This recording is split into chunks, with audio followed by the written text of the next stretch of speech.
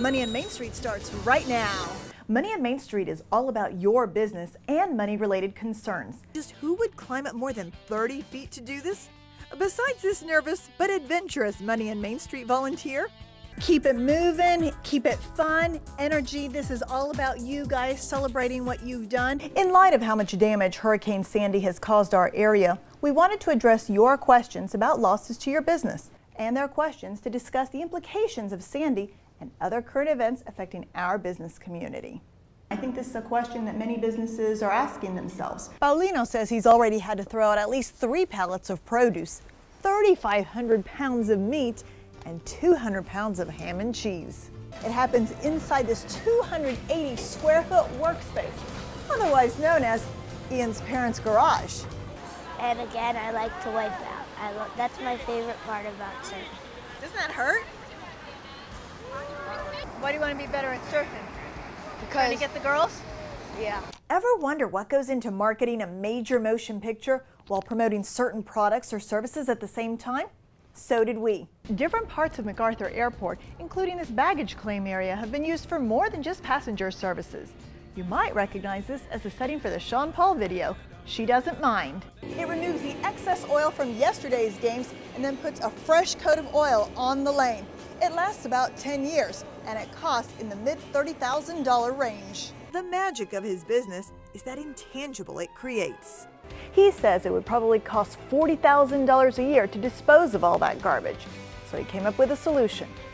He bought a trash compactor. What do they actually need to say to convince the employer that they should get the job? She just finished a phone conversation with Good Morning America.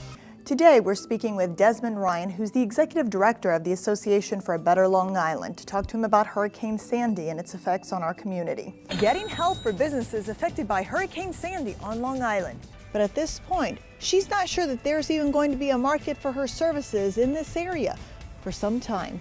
Even the anticipated boom to the Long Island construction industry because of Superstorm Sandy didn't materialize exactly as anticipated. Today in our CEO sit-down, we're joined by Tim McHale. What do you think is the most important quality to either have or to cultivate to be a successful boss?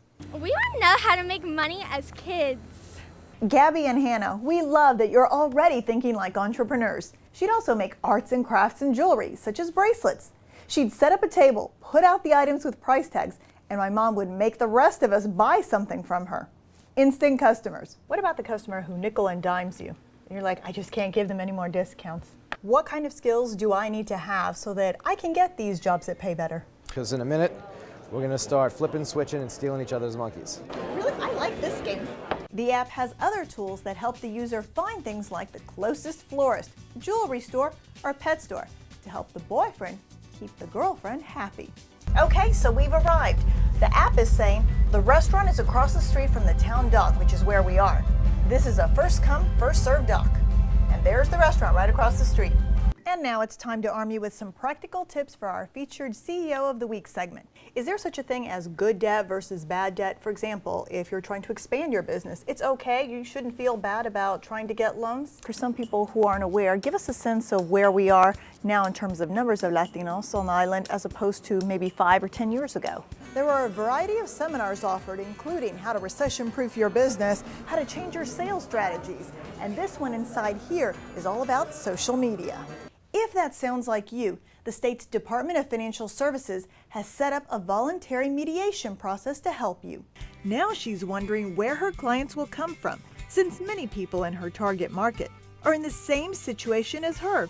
This is the story of how new media collided with good old-fashioned communication and brought the memories of a 9/11 victim back to life in the form of a love letter. When was the last time you heard about someone writing an honest-to-goodness love letter? Not an email, not a text message, but a young adult who poured out his heart to the young woman he loved with just pen and paper. Dear Lisa, I really miss you and I'm always thinking about you. Lisa McDonald now works in a TV newsroom in Orlando. She was the recipient of this letter when it was first written back in 1995. She tucked it away and recently rediscovered it. The first thing I thought of was, I want to keep that memory. I want to keep the memory. The letter was from her then boyfriend. After she found it, she wrote about it on Facebook and explained why she couldn't bring herself to throw it away. But it was from someone who later died in the North Towers of the World Trade Center on 9/11. That someone was Brian Cascia. The young man who wore his heart on his sleeve died at the age of 26. I feel this way because I know I never felt this way before about anyone else. Brian sent Lisa the letter along with his giant white teddy bear when he was just 20 years old. Immediately there was chemistry. I mean, there was just that feeling of trust. The letter resurfaced 18 years after Brian wrote it, less than a month before the 12th anniversary of his death in the World Trade Center attacks. It's nice because this letter makes me smile. The story about the love letter could have ended there, but it didn't. I read Lisa's Facebook post and decided to track down both Brian's mother, Sabrina, who's now suffering from multiple sclerosis, and his 91-year-old grandmother, Hildy, in Bayside, Queens. I shared the letter with them. Oh my God. You could see memories and feelings well up that only a mother could understand as Sabrina read what her boy wrote about the girl he once loved. And I've always wanted someone to like me for who I am. But since Lisa lived in Florida and Brian lived in New York, Brian didn't know if he should continue a long-distance relationship. And I said, well, Brian, things like that usually don't last forever. It didn't last forever. Lisa and Brian's relationship ended 6 months after it began. He moved on and eventually got engaged. She moved on, got married, and started a family. And then 9/11 happened. Brian's remains were never found.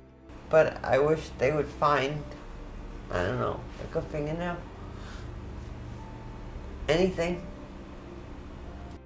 What do you think we as people can take from this with 9/11? You should stay in touch because you never know if you're here tomorrow. And the message was delivered with a love letter. What would you tell Brian?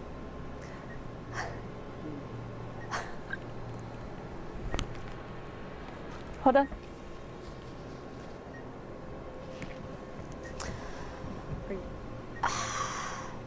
That's a tough question.